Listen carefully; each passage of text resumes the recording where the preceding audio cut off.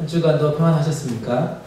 네, 땡스기빙 주간이어서 멀리 있는 자녀분들이 방문한 가정들도 있을 거고요. 또 오랜만에 또 많은 친척들과 함께 그 시간들을 보내실 분들도 있고요. 우리 성경사관 아카데미는 아쉬운 이별하는 그런 시간들도 아마 가지셨을 거라고 생각이 됩니다. 우리에게 삶의 우선순위가 그 어떤 것보다 하나님께 있다는 것을 알기에 정말 감사하는 시간들 아마 되었을 거라고 믿고요. 우리 박원희 집사님 기도하신 것처럼 한 해 동안 우리 가운데 베풀어 주셨던 그 은혜가 얼마나 행복하고 즐겁고 기쁜지 그것들 감격 속에서 나누셨다라면 그것들 가지고 또 우리 주변을 잘 돌아보는 그런 은혜의 자리가 되었을 거라고 확신합니다. 무엇보다 우리가 이렇게 감사를 표현하는 그 모습 속에서 이 감사의 나비 효과 기억나시죠? 그것들이 열심히 퍼져나가서 아름다운 열매들이 우리뿐만 아니라 우리 주변에도 계속해서 맺혀질 수 있을 거라고 확신합니다. 아멘. 우리 옆에 분들과 인사 나눕시다. 오늘 또 함께 은혜 받읍시다. 말씀의 은혜 받읍시다. 여러분들의 인생에 가장 오랜 기다림을 혹시 경험해 본 적이 있습니까? 나는 오랫동안 무언가를 기다려 본 적이 있다. 있다면 그때가 언제였습니까? 또 어떤 일이었습니까? 각기 아마 다른 경험들이 있겠지만 우리 모두는 아마 오랜 기다림이 있었을 것입니다. 그리고 지금도 무언가를 기다리고 있을 것입니다. 저도 한 20년 전에 신촌의 어느 가게에서 누군가를 기다려본 적이 있습니다. 약속 시간보다 한 20분 정도 일찍 나갔거든요. 비가 한참 내리고 있었습니다. 누군가를 기다리는 거 참 이렇게 힘들고 어렵다는 걸 처음 제가 경험해 봐가지고 정말 초조한 마음에 한 20분 정도 일찍 나갔어요. 비가 추적추적 내리는데 약속 시간이 됐는데 오지 않는 겁니다. 한 30분 가까이 지났을까요? 이게 정말 이렇게 기다리는 게 이렇게 피를 말린다라고 하는 게 이런 것이구나라는 걸 이렇게 뼈저리게 느꼈던 그런 시간입니다. 근데 그때 저 멀리서 이렇게 걸어오는 모습을 보게 되었습니다. 얼마나 안도감이 되는지, 얼마나 기뻤는지 그 시간을 돌아보면 참 그때 너무나도 감사한 시간이었다라고 고백할 수 있을 것 같습니다. 그분이 바로 지금 저의 아내입니다. 정말 그날 저는 그날이 잊을 수가 없어요. 첫 만남이었거든요. 얼마나 떨리고 얼마나 기다렸는지 모릅니다. 그때의 기다림이 아직도 이렇게 생생하게 기억나는 것은 그만큼 제가 떨고 있었고 그만큼 기대하고 있었고 그만큼 사모하고 있었고 그런 기다림이 있었기 때문이 아닐까 생각을 해봅니다. 그런 설레임이 우리 가운데 늘 있다는 것입니다. 아마 조금 늦었다라면 그리고 30분이나 지나가고 있는데 안 올려나 보다 하고 생각하고 제가 그 자리를 떠났다라면 상상하기도 싫은 그런 이야기를 생각해 봅니다. 이렇듯 많은 사람들은요 기다림의 시간들을 보내고 있습니다. 12학년 학생들은 대학 합격 통보 시간을 기다리고 있습니다. 내가 여러 가지 여러 학교들을 이렇게 어플리케이션을 냈는데 거기서 제발 하나만 되라 하는 사람도 있고 이 많은 것들에 대해서 어떤 걸 골라야 될지 모르는 그런 학생들이 또 아마 그 기다림 속에 있죠. 취업을 준비하는 분들은 취업을 합격 소식을 기다리는 건 아니겠습니까? 직장인들은 또 무엇을 기다립니까? 매일매일 퇴근을 기다립니다. 비즈니스 하시는 분들은 굉장히 힘들겠지만 직장인들은 퇴근을 기다립니다. 또 뭘 기다릴까요? 휴가를 기다립니다. 휴가 날짜를 세보면서 휴가를 기다리고 있죠. 학생들은 또 방학을 기다립니다. 매일매일 언제쯤 방학하나 라고 생각하면서 학교 가기 싫다고 하는 친구들이 종종 있습니다. 저희 집은 아니고요. 그렇게 방학을 기다립니다. 날씨가 이제 갑자기 추워지니까 뭘 기다립니까, 여러분? 따뜻한 이불 속을 기다리잖아요. 따뜻한 이불 속 어떻게 들어갈까? 그렇게 생각하고요. 또 더 나아가서는 이제 겨울이 시작됐는데 벌써부터 따뜻한 봄날을 기다리고 있는 것 아니겠습니까? 혹시라도 지금 이 시간에 어떤 분들은 빨리 축도했으면 좋겠다라고 하면서 축도를 기다리시는 분들도 있을 것 같습니다. 네. 학교는 깁니다. 이처럼 우리의 삶은요, 기다림의 연속이라고 합니다. 오늘 우리는 대림절 첫 번째 주일을 보내고 있어요. 대림절이라고도 하고 대강절이라고 하고 이런 절기에 우리가 아기 예수님의 탄생을 축하하는 그런 절기를 보내고 있죠. 그리고 그분의 다시 오시는 우리는 간절한 마음으로 기도하는 시간이 바로 이 대림절이며 대강절을 보내고 있습니다. 매년 우리가 이 절기를 지키는 이유가 무엇일까? 라고 생각해 보면 예수님이 다시 오신 우리는 기다리는 것 아니겠습니까? 지금은 아니지만 언젠가 올 그 주님을 우리는 늘 기다리고 있는 것 아니겠습니까? 예수님은 이 땅에 오셨고 또 다시 오실 것입니다. 믿으십니까? 한 두 분만 믿으시는 것 같아요. 예수님은 이 땅에 오셨고 다시 오실 거라고 믿습니까? 그 주님을 우리는 매일매일 삶 가운데 기다리는 것입니다. 우리는 어떤 마음으로 기다리고 있습니까? 아까 제가 저희 아내를 기다리는 것처럼 설레임으로 기다리십니까? 기쁨으로 기다리십니까? 아니면 초조하게 무언가 내가 두려운 마음으로 기다리고 계십니까? 오늘 마태복음 24장의 말씀은 종말을 이야기하는 그런 장입니다. 종말의 시대, 마지막 시대에 이런 일들이 일어날 것이야 라고 얘기하면서 예수님이 제자들에게 설명하는 그런 장입니다. 그리고 예수님의 재림에 대해서 경고하고 있습니다. 어떤 마음으로 준비한 삶을 살아가야 하는지, 어떻게 예수님이 오실 것인지 우리에게 설명하고 있다는 것입니다.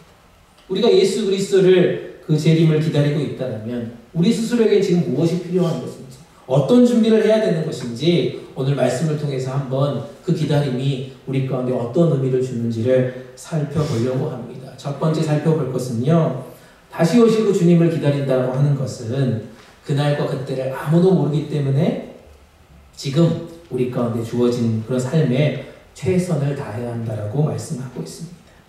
그날과 그때를 아무도 모르기 때문에 지금 주어진 삶에 우리는 최선을 다해서 살아가야 한다는 것입니다. 오늘 본문 말씀 36절 말씀 한번 읽어볼까요? 함께 읽습니다. 시작. 그러나 그날과 그때는 아무도 모르나니 하늘의 천사들도 아들도 모르고 오직 아버지만 아시느니라. 아멘.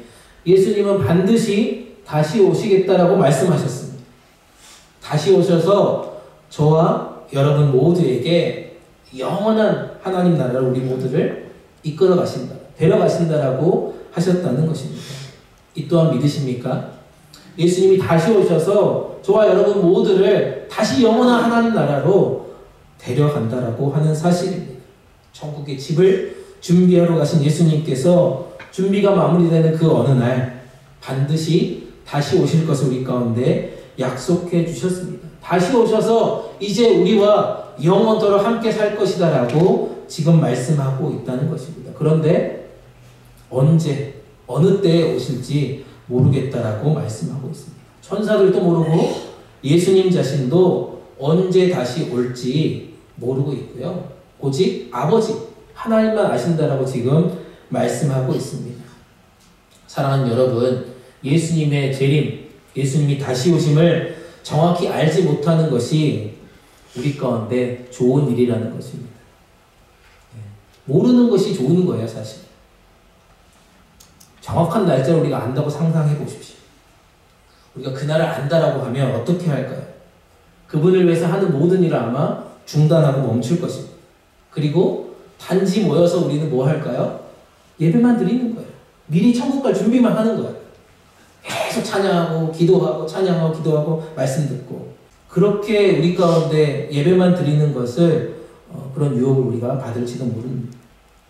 또한 설상가상으로 뭐가 있을까요? 우리가 계속 죄를 짓는 거예요. 그날을 안다면 뭐 할까요? 예배 시간에 그냥 왔다 그냥 가버리는 거예요. 또 수많은 죄 가운데 우리는 살아가요. 그리고 어떻게 돼요? 마지막 순간에 예수님 오시는 그 타이밍에 회개하는 거예요. 아, 맞다. 정확한 날짜를 아니까 그 전 시간에 우리가 잠깐 회개해야지, 하나님께로 돌아가야지 라고 하는 계획을 세울지도 모른다는 것입니다. 그래서 우리는 주님 오시는 날 그날을 모르는 것이 우리 가운데 얼마나 감사한지 모릅니다. 우리가 이 땅에서 해야 할 일이 분명히 많이 있다는 거예요. 우리가 죽을 때까지 우리 구주 예수 그리스도의 확실한 재림을 기다리고 있다면 그날을 볼 때까지 우리는 계속해서 해야 할 일이 여전히 우리 가운데 존재한다는 것입니다. 지금 주어진 여러분의 생명을, 지금 여러분 가운데 주어진 삶을 그래서 열정적으로 살아내야 한다는 것입니다. 그래서 예를 든 게 오늘 본문의 말씀에 노아의 홍수 사건 아니겠습니까? 노아의 홍수는 어떤 사건입니까? 네, 하나님께서 물로 세상을 심판하시겠다는 거예요. 물로 세상을 심판하시겠다는 거예요. 근데 하나님은 아무에게도 알려주지 않습니다. 심지어 배를 만들라고 명령했던 노아에게도 언제 내가 물로 심판할 것인지를 알려주질 않아요. 그때와 그날을 알려주지 않았습니다. 오직 하나님께서 정하셨다는 거예요. 하나님의 주권으로 이거를 정했기 때문이라는 것입니다. 그래서 창세기 6장에서 보면 하나님이 노아에게 물로 심판하시겠다라고 말씀하시고 나서 방주를 만들어라라고 하는 명령 후에 노아는 어떻게 합니까? 창세기 6장 22절 말씀 한번 읽어볼까요? 창세기 6장 22절 말씀 함께 읽습니다. 시작. 노아가 그와 같이 하여 하나님이 자기에게 정하신 대로 다 죽이는가. 아멘. 이게 지금 노아의 삶의 모습이라는 것입니다. 노아의 관심은 뭐예요? 그날과 그때에 관심이 없습니다. 오직 자신에게 말씀하신 그 하나님의 명령에 지금 뭐만 하는 거예요? 겸손하게 배만 만드는 거죠. 홍수의 심판을 지금 준비하고 대비하는 그런 삶을 살았던 사람이 바로 노아입니다. 사랑하는 여러분, 이렇듯 우리도요, 주님 오시는 그 순간까지 나에게 주어진 삶을 어떻게 살아야 할까요? 최선을 다해서 살아가야 한다는 거죠. 열정적으로 살아가야 한다는 것입니다. 그것이 지금 우리가 살아가는 삶의 방식이 되어야 할 것입니다. 그리고 또 말씀하셨습니다. 두 사람이 밭에서 일을 하고 있는데 어떻게 된다고요?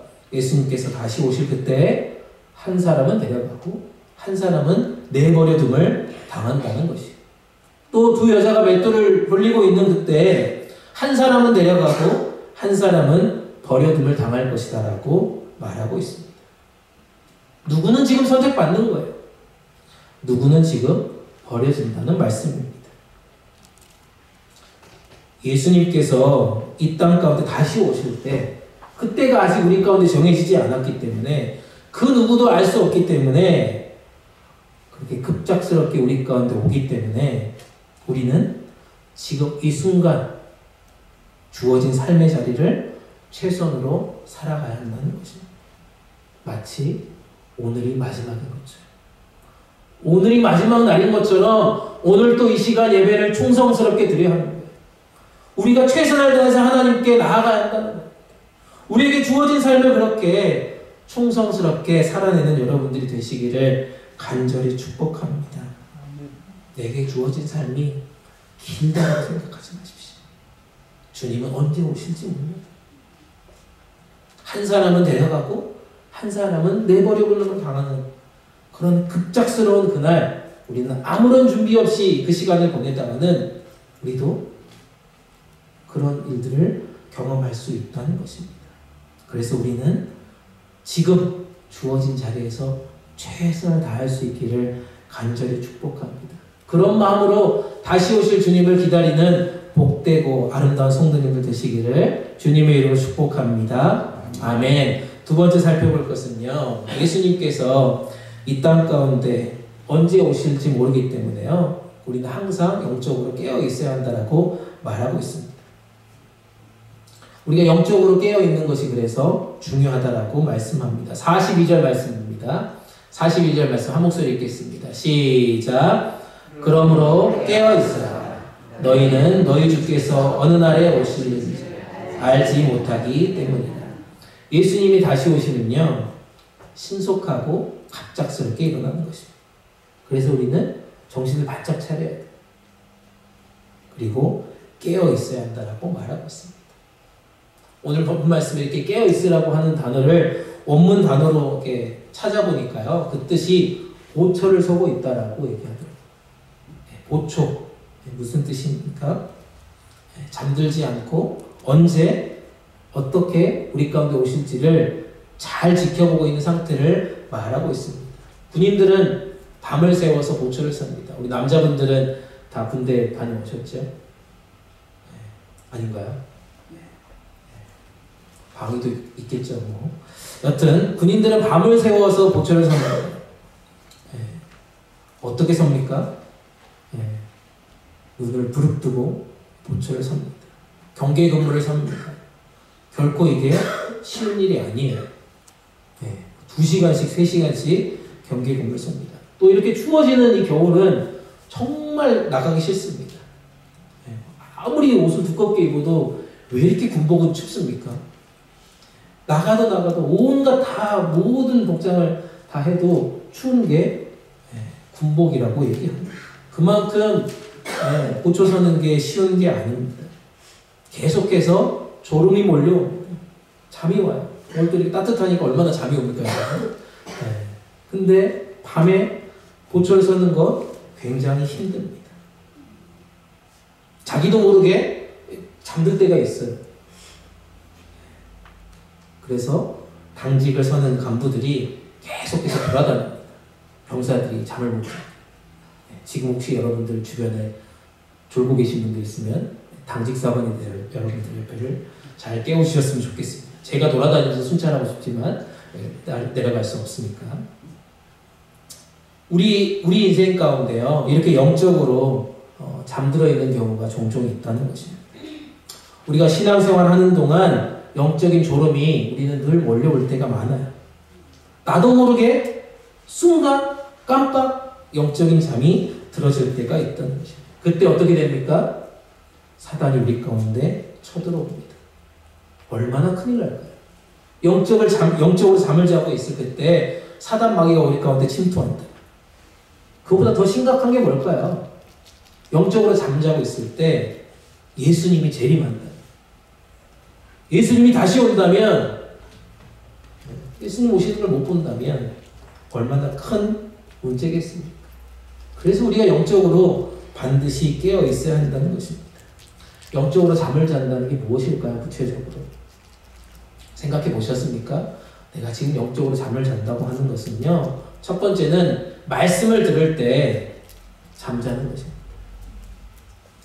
말씀이 들어져야 할 때, 말씀을 들어야 할 그때 말씀을 듣지 않는 겁니다.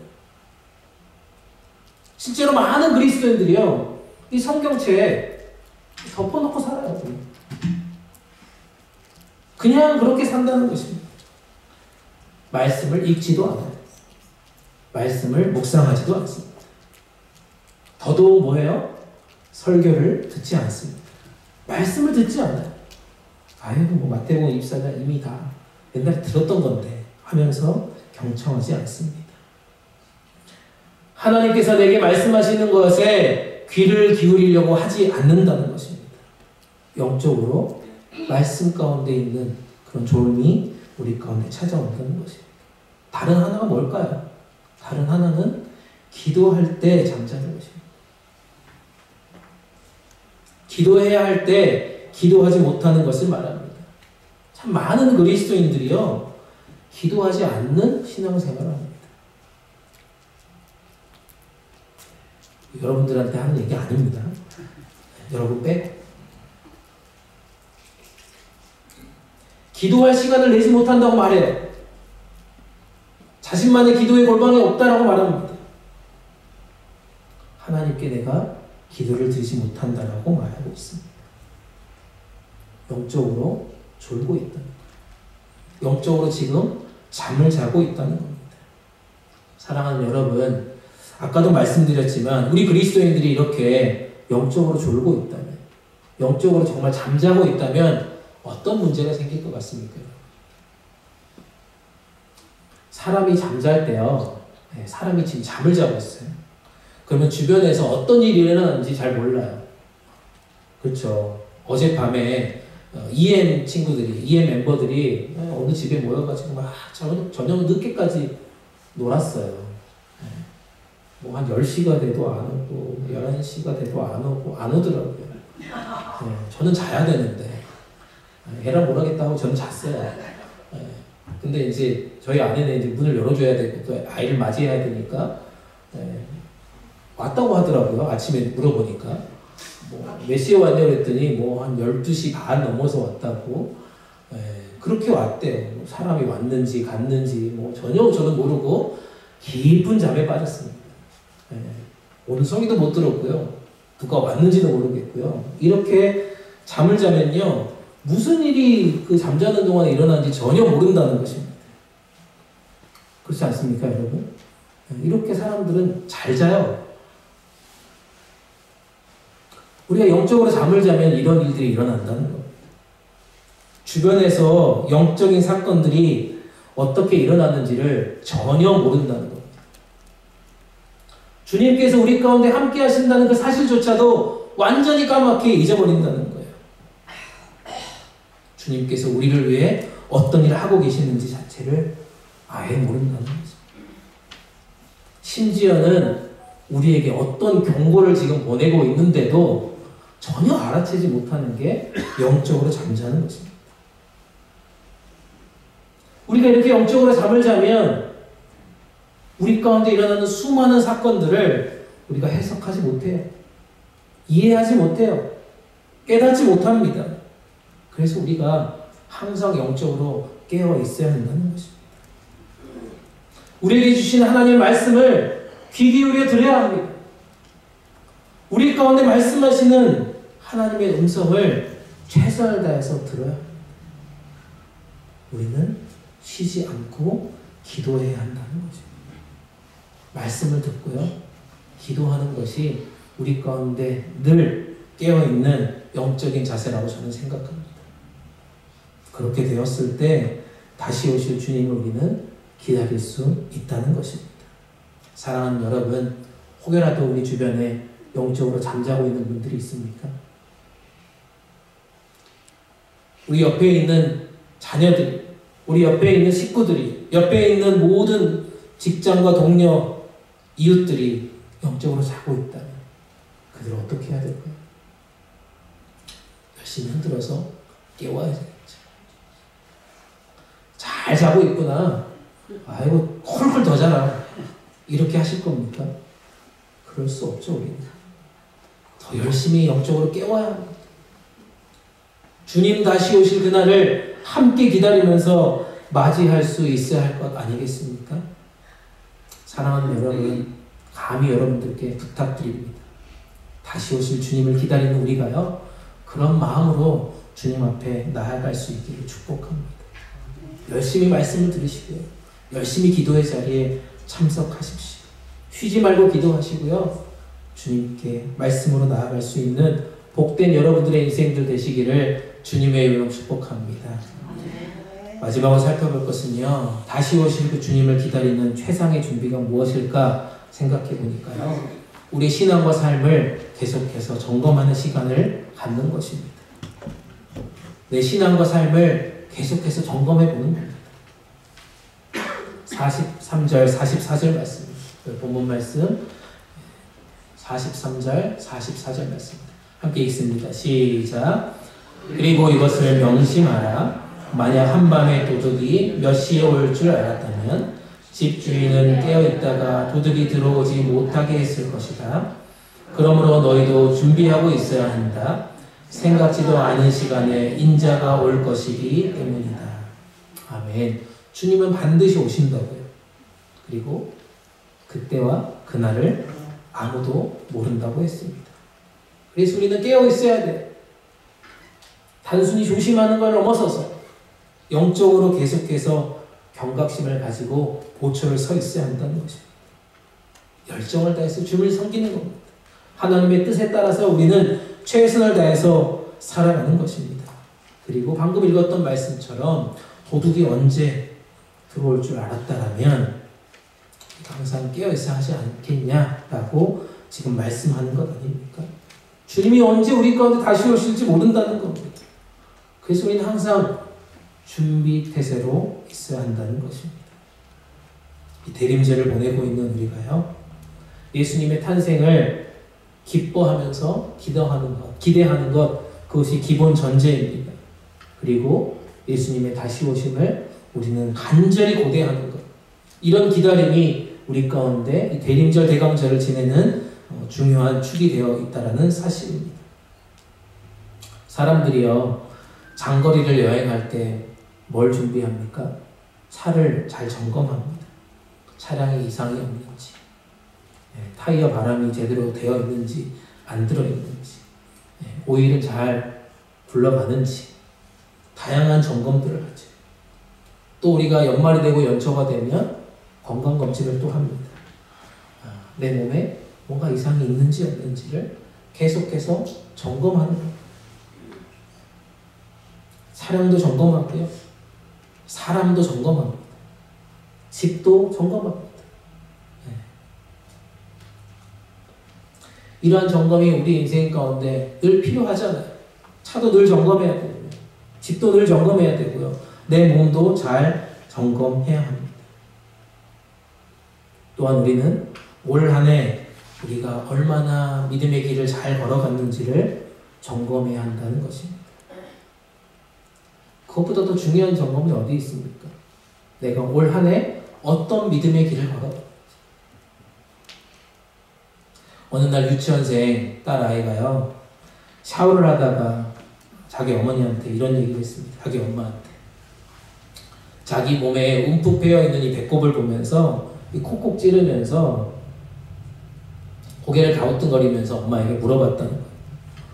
엄마, 배꼽은 왜 있는 거예요? 라고 질문을 했어요. 가만히 아이를 내려다보던 엄마는 뭐라고 그랬을까요? 그건 말이지, 하나님이 사람을 만들어 놓을 때 익었나 안 익었나 찔러보려고,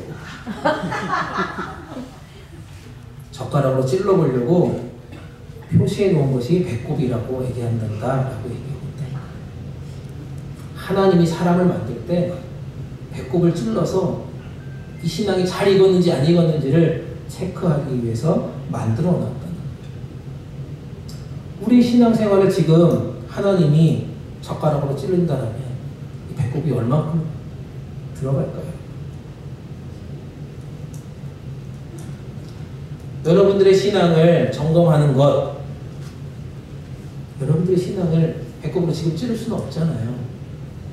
여러분들의 신앙을 점검하는 가장 중요한 곳이 그럼 어디일까요? 바로 삶의 자리라는 것입니다. 내가 믿음 안에서 잘 살고 있는지, 신앙생활은 삶 속에서 반드시 입증되어야 한다, 증명되어야 한다는 거예요.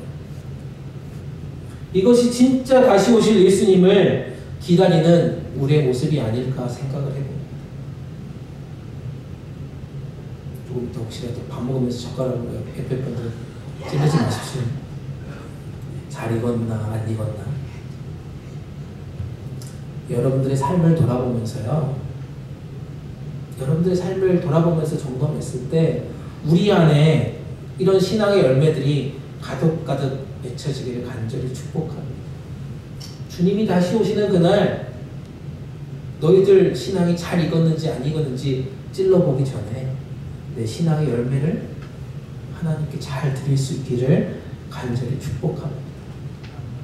우리의 신앙의 열매를 드릴 준비를 한다면 내 삶을 지금부터 잘 점검해야 합니다.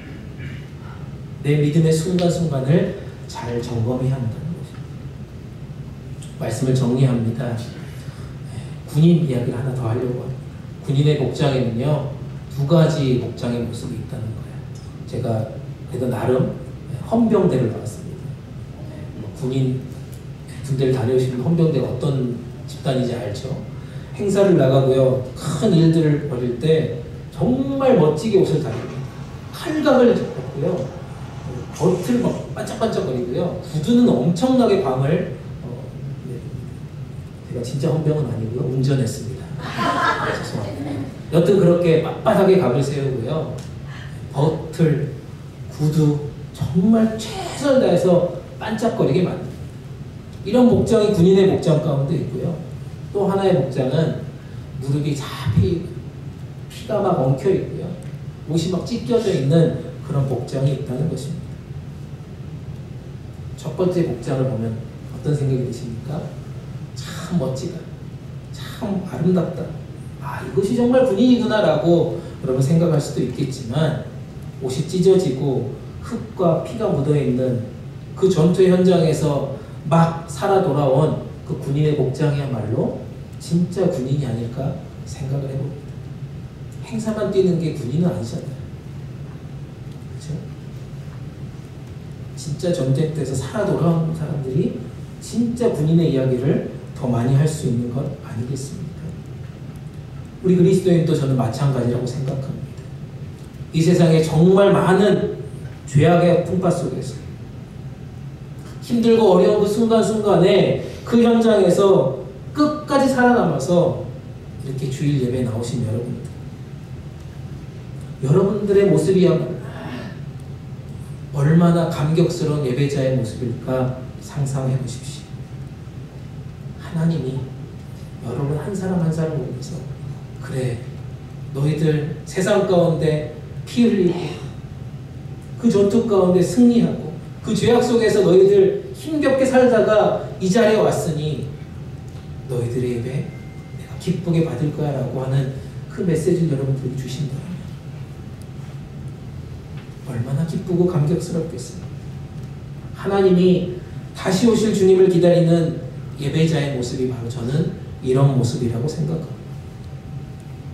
세상에 살 때 전혀 영적인 싸움과 무관하게 살다가 그냥 달랑 주일에만 나오는 그런 모습이 아니기를 소망합니다. 성경 툴툴 털어서 그냥 가져오는 그런 신앙인이 아니었으면 합니다. 한 번도 기도하지 않고 그냥 주일만 와서 예배드리는 그런 모습이 아니기를 간절히 축복합니다. 여러분들의 삶의 모습 속에서요, 하나님이 진짜 원하시는 예배자가 되기를 간절히 축복합니다. 한 주간의 삶 가운데 치열하게 그 전투 가운데 승리하는 모습으로 나아오실 수 있기를 간절히 축복합니다. 그 모습이 여러분들에게 녹아져 있을 때 그 예배를 하나님이 기쁘게 받으시라고 저는 확신합니다. 다시 오실 주님을 기다리는 여러분, 그런 의미에서 우리는 이렇게 결론을 내고 싶습니다. 지금 주어진 삶에 여러분 최선을 다하시기를 간절히 축복합니다. 내 생명이 다하는 그날까지 주님의 영광을 위해서 열심히 달려갑시다. 또한 항상 영적으로 깨어서 주님과 함께 하기를 소망합니다. 졸지 마시고 주무시지 마시고 항상 영적으로 깨어서 승리하는 여러분 되시기를 축복합니다. 그리고 매일매일 삶 가운데 우리의 삶을 점검해 봅시다. 우리의 신앙을 점검해 봅시다. 내가 믿음의 길을 잘 걸어가고 있는지, 내가 주님과 잘 동행하고 있는지, 내가 이 세상 가운데 이 영적인 전투에서 계속해서 넘어지고 있지는 않는지 돌아봅시다. 사랑하는 여러분, 주님은 반드시 오십니다. 주님은 반드시 오십니다. 영적으로 죽어 깊은 잠에 빠지지 않기를 부탁드립니다. 늘 말씀과 기도로 깨어있기를, 그런 예배자 되기를 간절히 축복합니다. 세상에 얼마나 많은 유혹들이 우리 가운데 있습니다. 그런 세상의 각종 유혹에 넘어지지 마시고 영적으로 승리하는 그런 복된 하나님의 사람들 되시기를 주님의 이름으로 축복합니다. 아멘. 아멘. 아멘. 하나님, 그날과 그때는 누구도 모르고 아버지만 아신다고 말씀하여 주셔서 감사합니다. 언제, 어디서, 어떻게 오는가에 우리가 관심을 갖는 것보다 지금 우리에게 주어진 삶의 자리를 성실하게 살아낼 수 있도록 우리 모두를 이끌어 주시옵소서. 주님은 반드시 다시 오시겠다라고 우리에게 말씀하셨사오니 주님, 우리가 그 말씀을 믿기에 그날이 가까이 올수록 항상 영적으로 깨어있어 말씀을 사모하기를 원합니다. 기도하며 준비하는 자가 되기를 원합니다. 주님 오시는 그날을 기다림으로 날마다 우리의 삶의 자리에 하나님을 예배하는 자가 되고 싶습니다. 주님, 믿음의 사람으로 우리 모두를 성장시켜 주시옵소서. 우리 신앙생활을 이 남은 한 달 동안 돌아보며 점검하며 영적인 싸움에서 승리하며 날마다 이 주일 주님의 은혜를 기쁨으로 고백하며 나아갈 수 있는 우리 모두가 되게 하여 주시옵소서. 주님의 다시 오심을 예비하며 준비하는 이 대림절 기간 되기를 간절히 소망하며 빛으로 오신 우리 주님 예수님 이름 받들어 감사하며 기도드립니다. 아멘.